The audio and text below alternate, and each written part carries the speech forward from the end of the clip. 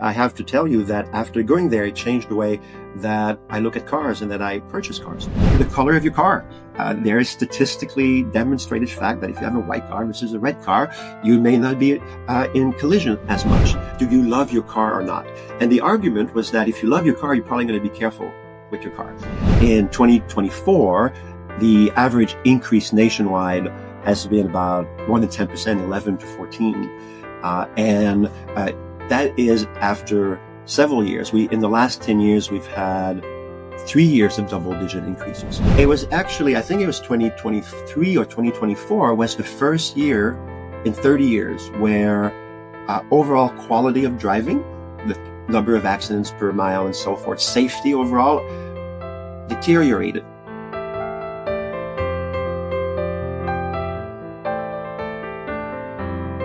Hello and welcome to another edition of Indicators, one of the episodes of the Auto Care On Air podcast. I'm Mike Chung, Senior Director of Market Intelligence, and I'm very excited to have Michel Leonard join me today. Michel is the Chief Economist and Data Scientist at the Insurance Information Institute, also known as III. Michel, welcome to the program. Thank you so much. It's a pleasure to be here. Can't wait to talk about all of this. Yeah, and I've had the pleasure of meeting you and some of your team. And for the benefit of our audience, could you tell us a little bit about yourself, what you do at III, and what III does? Absolutely. We also go by III, so it's III.org and III that says that how long we've been around. We've been around for 60 years. We are an insurance industry supported, non-partisan, non-lobbying, research and education. So I often say that there are a few institutes that have been created by the insurance industry. We are the research and education. One is about building codes, and the other one actually is the most, I would say, widely known. They are the ones who test cars. So they kind of invented the dummies. And they've had a great impact on that. It's the Insurance Institute for Highway Safety, and they're based in Charlottesville. And if your audience hasn't been there, it's a fascinating place, and it's just incredible to see how cars have been transformed over the years, working in tandem with the insurance industry. That's in Charlottesville, Virginia. Charlottesville, Virginia. Terrific. Yeah, the pictures, Mike, that we always see of the dummies being blown up, I guess that's the word, or compressed. They actually have that. It looks like the Death Star in some ways. And literally it's a huge hangar, and the cars are propelled with the same kind of tool that one has on aircraft carriers. And they're accelerated and they're propelled. And it takes a second. Like we always see it in slow motion, but it actually is almost impossible as any accident is. And you can see the difference between similar cars in terms of size and the damage that different types of accidents can do. I have to tell you that after going there, it changed the way that I look at cars and that I purchase cars. I can imagine that. And you said III has been around for 60 years. We have. Certainly vehicles have been around for a little bit longer. A little bit. And you talked about some of the historical aspects of how insurance trends are set, or insurance rates rather, and policies and rates are set. Could you tell us a little bit about, some of the trends there in terms of how rates are set? Absolutely. So, insurance is local. The first insurance in the U.S. was famously Benjamin Franklin, and it is still around. And we started in our community. So one can think of insurance more as credit unions on the banking side. And we still, to this day, have mutual companies, which are owned by policyholders. And we have publicly traded, and we have private carriers. So that local focus, even though now we have nationwide companies and so forth, and by that I mean across the country. There is, of course, an insurance carrier called Nationwide, but I was referring to across the country. Sure, like State Farm, Allstate, exactly. The national carriers. Exactly. Sure. And some of them are our members, and we're very proud of that. But we're regulated at the state level. And that's very different than what's happening with the banks and so many other things. So we're at the state level because of this history in local communities. And as a result of that, we have 50 regulators. And there's a National Association of Insurance Commissioners. In some states, Mike, those commissioners are elected. And in some states, they're appointed.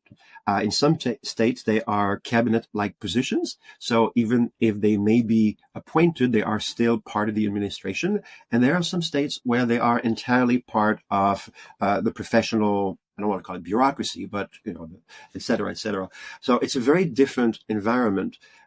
And of course, some of these offices are very small, a few people, and some of them, such as California, not surprisingly, can have hundreds of people. And so that's the context there. So each state will look at how to set rates. And in order to be an insurance company offering products in a state, you need to be approved by the state. And you need to be admitted. That's the term we use.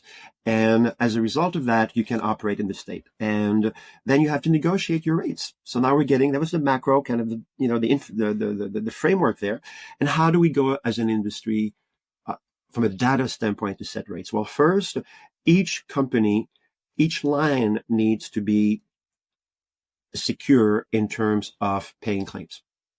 And so if you are a nationwide company, you need to make sure, regardless of being across the country, you need to make sure that if you're offering in Louisiana, if you're offering in Florida, and if you're offering homeowners and auto insurance, you need to make sure that in Florida, your auto insurance itself, from what we call an actuarial statistical standpoint, because actuaries are the ones that work with regulators to look at those rates, we need to make sure that it sells. So it's not the case that if there's a state that has a very high, very low, let's say lower rates, that they're subsidizing another state. You really need, so big picture here. Now, auto and homeowners are very regulated when it comes to setting rates. There are certain criteria that we're allowed to use. There are certain criteria that we're not allowed to use.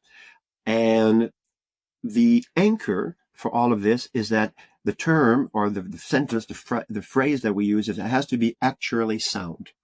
So what that means is that whatever factor we bring in, whatever increase, sometimes decreases, but normally it's increases in premium and so forth, keeping up with inflation, has to be demonstrated in the data itself, which are some challenges with that, and especially with global warming and so forth, extreme weather events, but that's a different part of the conversation. So we look at someone's record when it comes to their own driving patterns. We also look at factors such as where you live. Let me rephrase this. We look at the patterns in the communities and so forth, but that's where it interfaces with, being very mindful of equity, making sure that these are statistically sound, but also that they don't overlap with other considerations that we may not want to get close to, and so forth. So, banking many decades ago, there was the issue of redlining. Obviously, that's not something we do. That's not something anyone wants to do. So we look very carefully, and we work with our regulators very closely to make sure that we're able to look at these variables. But primarily, when it comes to setting rates, it's there's a range to what it is by state. And then around that target, let's say, there's a range that we get point by point. Regulators will authorize us to look at this data. And first and foremost, it's the driving record. But there are also factors, this is about data. There's factor the color of your car. There is statistically demonstrated fact that if you have a white car versus a red car, you may not be in collision as much. Now, you see, that's interesting here, and I'm going to stop on that. But is it because the car is red versus white, or is it because someone who buys the car, one versus the other? We don't care about that. Economists like me, we care about that. Data scientists, it's a bit different. Actuaries, they want to see if it's in the data, whatever the reason. Okay, so really great overview. And if I may just ask one kind of clarifying question. So when you said that, say, a national provider, it really needs to be proven at the state level that the funds are there to pay claims. So I think about hurricanes in Florida, homeowners insurance policies going up in Florida, and that's certainly it's been in the national news. But an insurance provider, if they have coverage across many states, they cannot dip into a non-Florida state to pay Florida claims. Am I hearing that correctly? That is correct.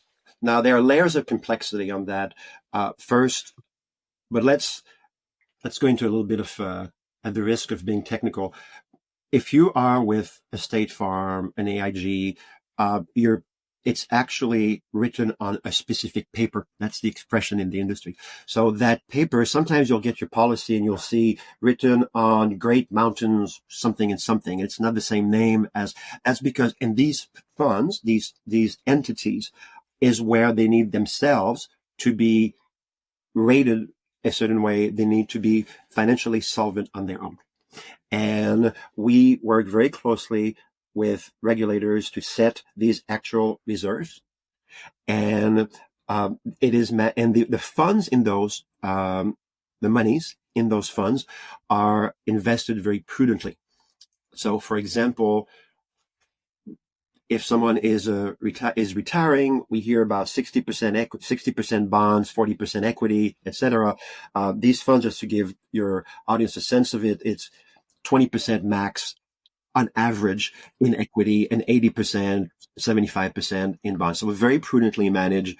And then there's a conversation, Mike, with the regulators about what is prudent, about the impact of trends, deteriorating, improving trends, but also of events that are overall not just cyclical, but are worsening or improving.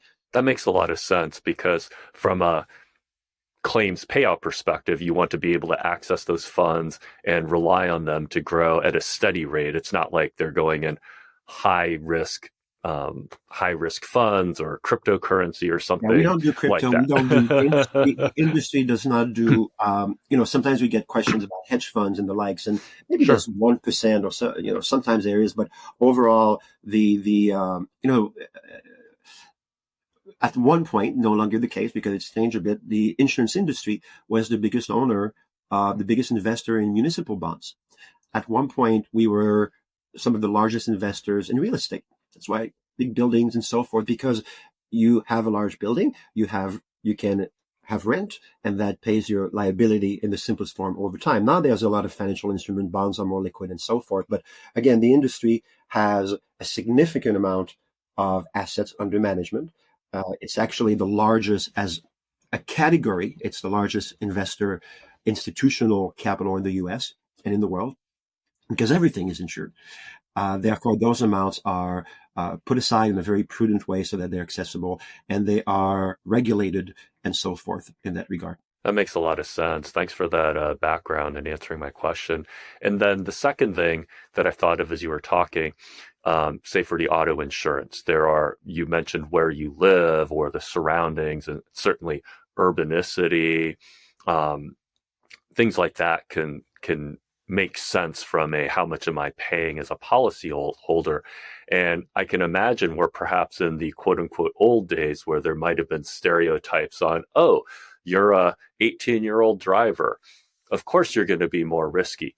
And there's a lot of things that are, shall we say, taboo, for lack of a better word, where you cannot set rates based on what might be preconceived notions, stereotypes. Illegal, not even taboo, illegal, because not only is it illegal, but also, one would argue, unethical. Exactly. And when you said that it needs to be borne out in the data, that certainly makes a lot of sense. So I'm thinking about the new data that are available, whether it's telematics data. Tell me a little bit about some of the new technical developments, if you will, and how insurance organizations, your organization, considers those in rate setting and the like. It's very interesting in that, and I just want to go back to that, the primary driver of rates, no pun intended, is someone's driving record. And then there are demographics. Those demographics are fact-based, and some demographics cannot be used. And they can also be back-engineered through other forms of data. Now, you've mentioned about where one lives. I want to really caveat the way I said that, because that would be redlining. So that's not that. But what's interesting is that when it comes to telematics, when it comes to what we're referring to as risk-based pricing, and the industry has always been, and I'll talk maybe about the Uber case in a little bit, but we have data now that will say how much someone drives.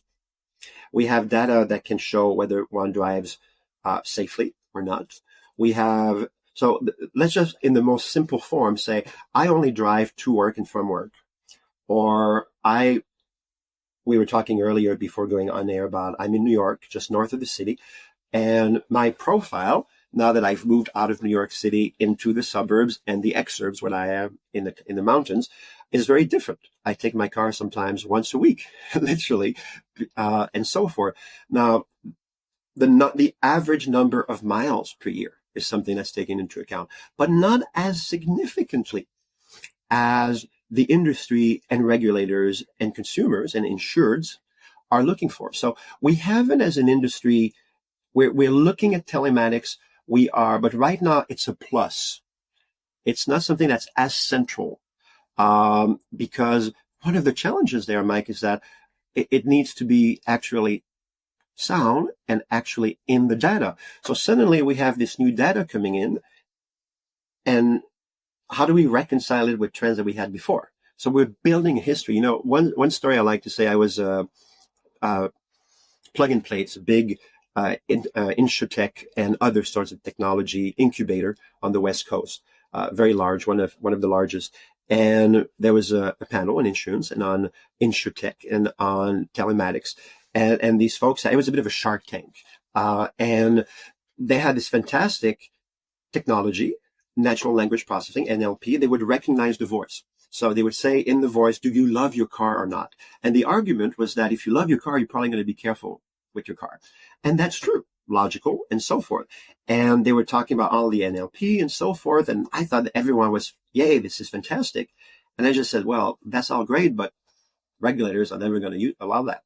For good reason. We can understand that as well. But so this is just an example of some technologies we don't want to start using. And then there's these opportunities. And yeah, I'll just stop here and let you comment. That makes a lot of sense, because I think as well as many people, they've downloaded an insurance app to track driving behavior, and could that lower insurance rates? And I think it's a step in the right direction. And I know that the main things that were being looked at were acceleration, hard braking, speed, and say nighttime driving, which to me makes sense from a leading indicator for potential for accidents. And I think about, if I were to go back and do a PhD, because I've driven and lived in suburban, urban areas, I think about the things that are not measured that would, of course, have to go through regulatory approval. So I'm a little bit on a soapbox, so please bear with me, but the data that could be recorded. So I'm thinking, say, blind spot monitors or cameras to sense how far a vehicle is from you, because things that aren't really being recorded, such as if somebody cuts you off, if the person in front of you stops suddenly, your following distance, things that could possibly be measured, maybe aren't measured, but perhaps there is a future where these types of data can be measured more closely, regulated, and perhaps, tell a little bit more of the story in terms of a driver history perspective. There's so much to unpack in what you said, but I'm going to start with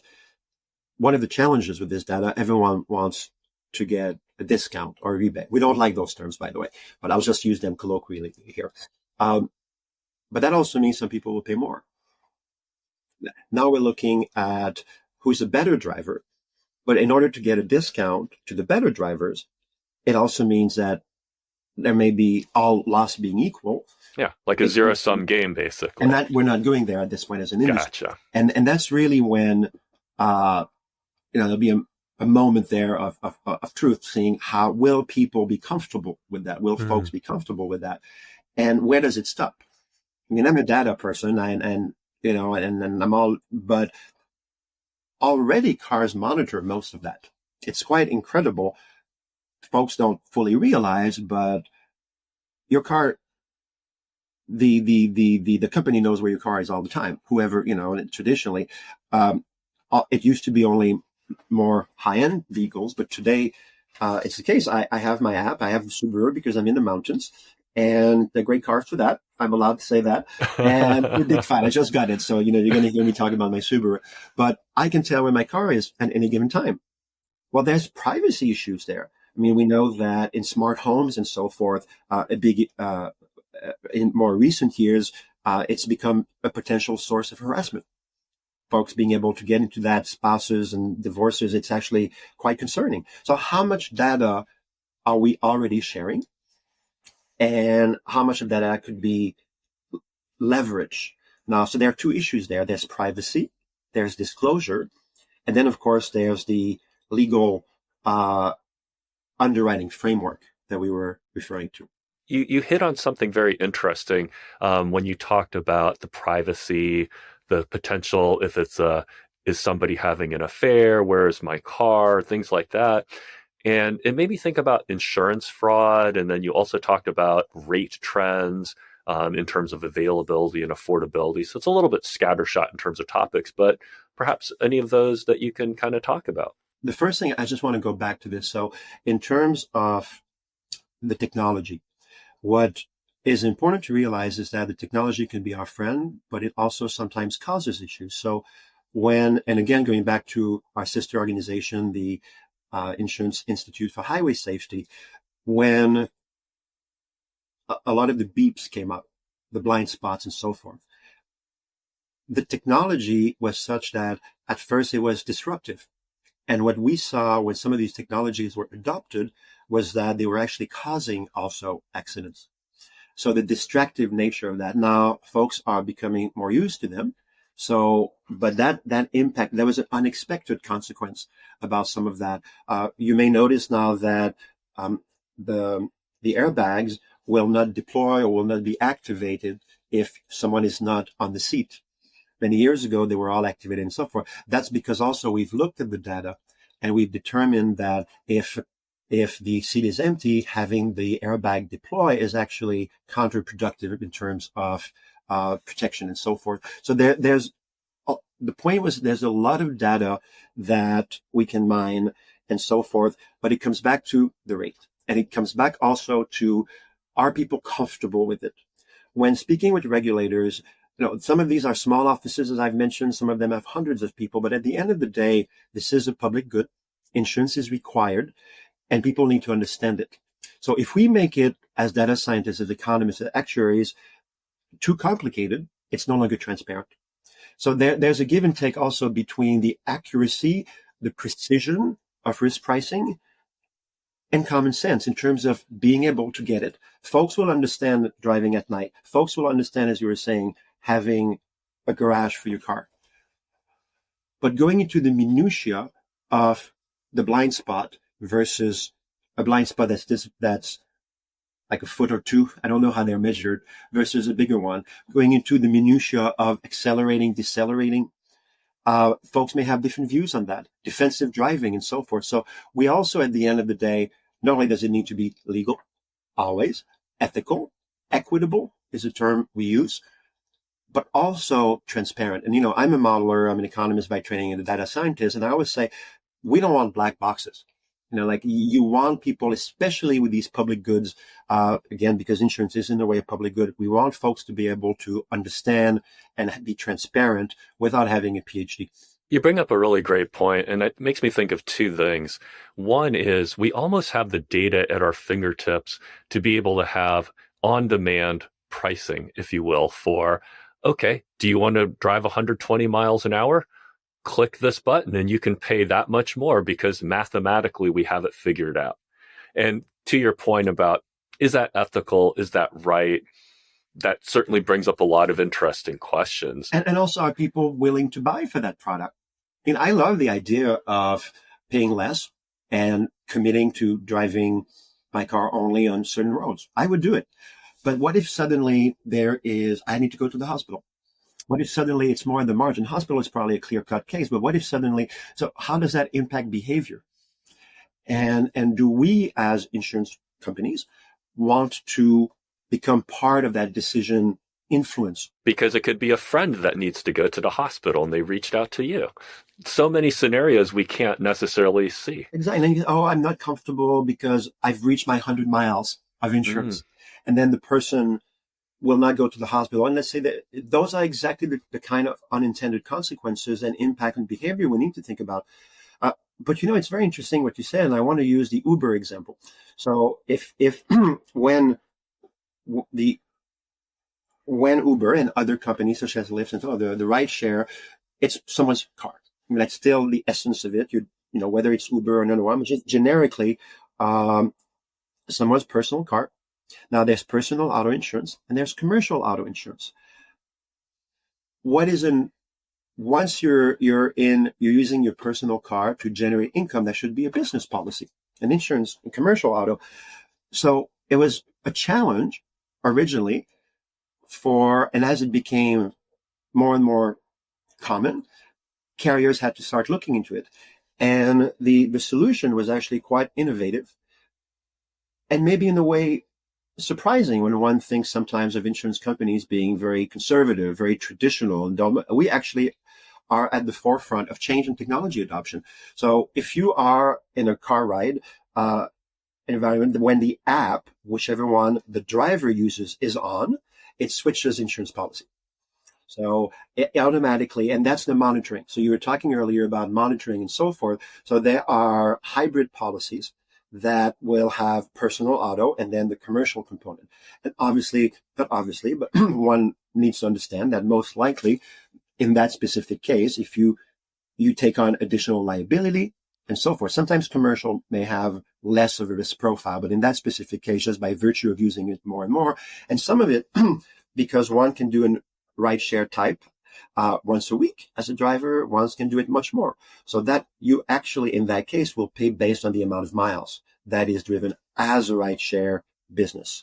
And I think that speaks as an example very much to what you were mentioning earlier, being very granular in terms of pricing. That makes a lot of sense. And I think kudos to your industry to have the consumer, the user in mind from a simplicity perspective, because if it's too complicated, to your point, whether I as an individual policy purchaser or say me hypothetically as moonlighting for Uber and Lyft, if it's too clunky, it's just going to be hard. And that brings me to the second thing I wanted to highlight, where we have the technology, and I was reading in the newspaper about this recently, and in grocery stores, kind of changing prices for things that are on the shelf because the technology, the data are there, but is it going to be embraced by consumers, or will it even be fair?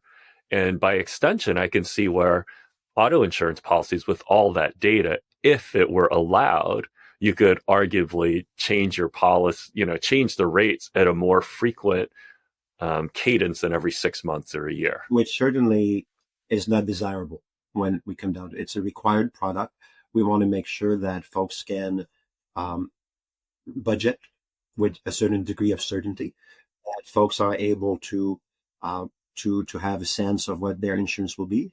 And maybe this is a good time to segue into that, but not only are rates set in an actually sound way with some of the rules we're mentioning, but also every time there's an increase, it needs to be approved in conversation with the regulator. And in recent years, I was just looking at some of the data that my colleague put together. We know that homeowners insurance and auto insurance has gotten much more expensive. I'm just going to pull up here in front of me. In 2024, the average increase nationwide has been about more than 10%, 11 to 14. And that is after several years. In the last 10 years, we've had 3 years of double-digit increases.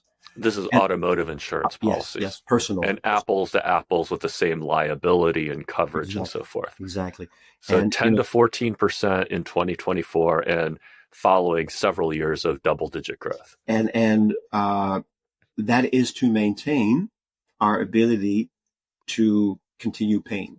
So a few things happen driving that. During COVID, we drove less, all things being equal, and the roads were emptier, all things being equal.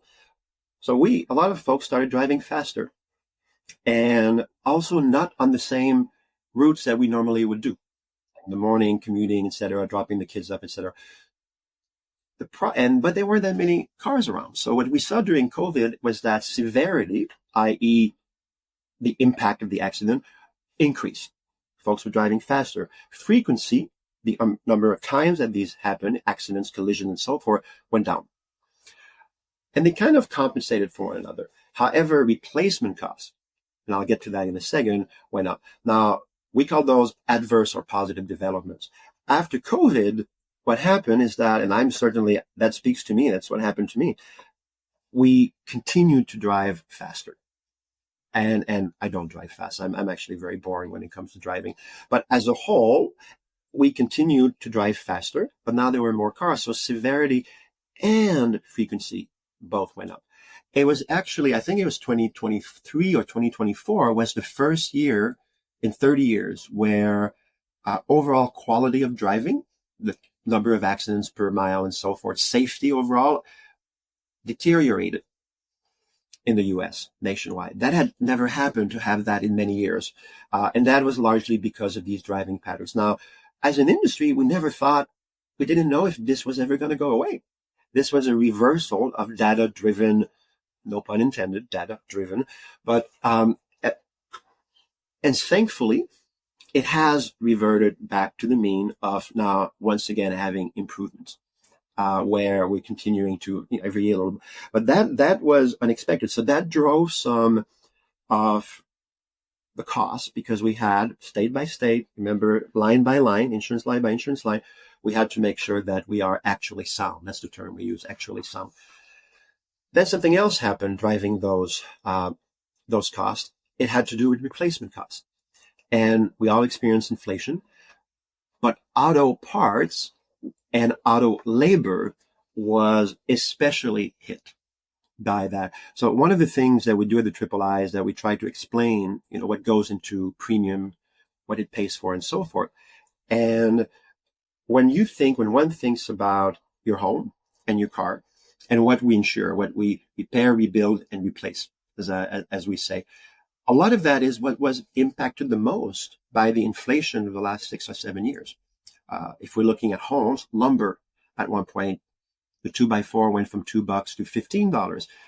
If we're looking at labor for autos, it went from about 20 to 30, depending on the profession, to it doubled in some cases. There was a time where used cars were 40, 60, 70% more expensive. Used cars are very sensitive to economic downturns. So when there's a downturn, people don't buy new cars, so they go to used cars and they go up. It's very much price to market, mark to market, one would say. So those elements and those replacement costs, we estimated at the III that they were 40% year over 3 years at one point.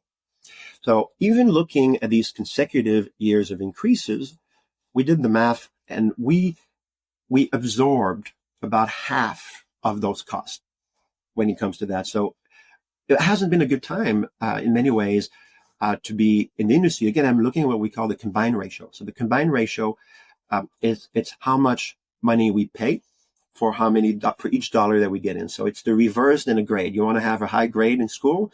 You want to have 100%. The combined ratio, if you're 101, 102%, it means you're paying more. It means you're losing money as an insurance carrier. And of course, it needs to, over time, average out. And it needs to, over time, generate what we call a reasonable profit. What is that? In our industry, working with regulators, that's traditionally a few percent, 1, 2, 3, 4, 5. And it needs to average out to that, 2 or 3%. So again, very conservative. That's not the way insurance companies make the bulk of their profit. Some of them are mutuals, they're not, some of them are non-profit, but those that at the end of the day, most insurance companies are in business. They need to make a profit, the same way banks and manufacturers and so forth. But the way we make the largest part of our income is not from this 1 or 2% on underwriting. It is from assets under management. And I was mentioning that earlier. So, but if we're looking at the combined ratios, in many years, where are my combined ratios? So we've been above 100 from 2022, 2023, 2024, above. In 2022, 111. So that meant that we were paying 11% more than what we were coming in. So significant losses. The last time as an industry, I'm looking at 2015 till now, 2015 above 100, Every year there is above 100, except 2020 and 2021, which is when COVID, those years when folks were less. But that gives you a sense there of the margins are very thin on underwriting because, again, it is a public good, it's required, we're regulated, etc. Right. And I see a lot of other factors contributing to this: advanced materials, advanced technologies, in addition to the sort of regular costs of doing business, whether labor or inputs going up. But I'm thinking the technology that is in vehicles. So what do you see in the future? What are we going to continue this upward trend of replacement? So it's very interesting. Over 50 years, cars in general have increased less than inflation. Now, what's changed significantly is that cars used to be different parts, and they're still parts, but we used to be able to repair much more than replace. And now, because of the technology and because of the way cars are built, because they're safer as well. So now cars will compress more easily to absorb the impact. That means that the car will be totaled much more rapidly. So that's a factor for us. If we're looking at an example that all of us who are non-technical will understand, the headlights. You used to be able to change the light bulbs. Or if you had a cracked headlight, now it's a part of the car. It's a significant cost. And if we add up the cost of every single component, the car would be a multiple of its price. So we're in a situation where the calculus of when a car is total versus when it should be repaired has changed drastically. So that's also a significant change in our long-term actual assumptions. Fascinating. It's been such a great conversation with you, Michel. Is there anything else you'd like to add for our listeners that perhaps we haven't covered yet as we wrap up? No, I think this was a great conversation. I hope I made sense, and I hope it was helpful. Very much so. And if I may, just a kind of a personal question, thinking about vacation spots, types of food you like to serve at a dinner party. Is there anything that comes to mind in terms of where you might like to take your family for vacation, or foods you like to serve with your friends? Oh, gee, when's the last time I took a vacation? I'm in the mountains. I just go out every day and I enjoy the mountains, and I don't drive. That's one thing. I'm not a big driver. Okay. Well, thank you so much for joining our podcast, Michel. I hope it was enjoyable. It was as enjoyable for you as it has been for me. Very much. Really appreciate your insights. And to all of our listeners, thank you so much for joining us for this episode. Be sure to hit the like and subscribe button, and we will see you in the next episode. Have a great day, everybody.